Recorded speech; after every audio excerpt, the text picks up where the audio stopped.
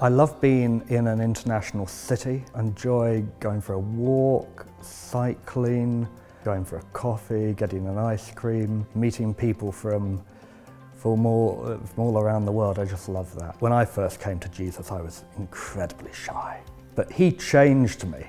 And I think that was the main thing that gave me confidence. I knew that Jesus had changed me. And I think where my confidence has grown is just the belief that God can use someone like me to lead others to him. I mean, yesterday, for instance, God gave me a word of knowledge for someone. I was cycling along, I saw this person sitting beside the cycle path. God just put something in my heart, and I shared that with him, and he said, "How did you know that?" And I said, "Well, God told me." And I just find it so exciting that it's in mission, it's in evangelism that I experienced the Holy Spirit most. How did I feel when I first started?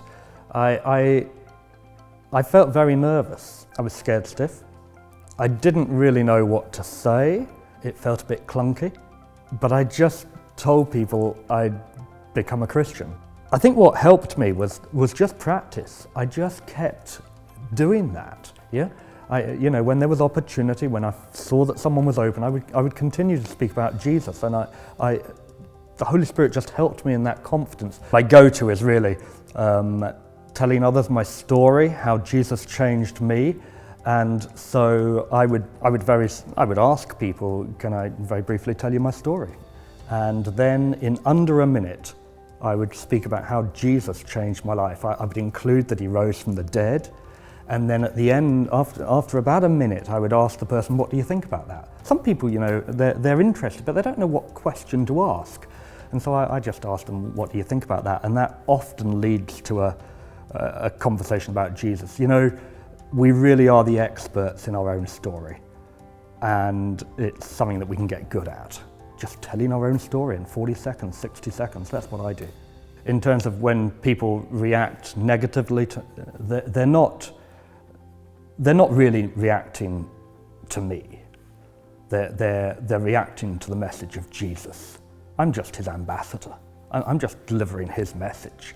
And so I don't take it personally, but I keep looking for the people who are open. I think if we're only very occasionally speaking about Jesus, we don't kind of gain the necessary experience.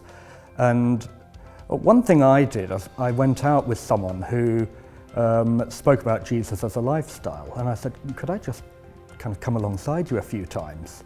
And Jesus said, "Follow me and I'll make you fishers of men." And I know he's unique, but there's a part in which we actually need to come alongside someone and learn from someone else. In terms of what people can be a part of in Kings, I think there's a range of things. We do the go team, we go out on the streets, and we have people coming along who have never done that kind of thing before, and they just see how it is, and it's not as grim as they initially think. We also do the pod course, and we just invite people to come along and see how we do it. And they learn from how we and others do the pod course. There's Alpha that we do. Again, come alongside people who kind of God's taught them how to do these things, yeah? And you can learn in these ways. Do you know, evangelism, if we just think of friends and family, it becomes very occasional. There's something about momentum. We need to get into the habit, and one way of getting into the habit is just coming alongside someone else who does this on a regular basis. My experience is that I most experience the Holy Spirit when I'm evangelizing.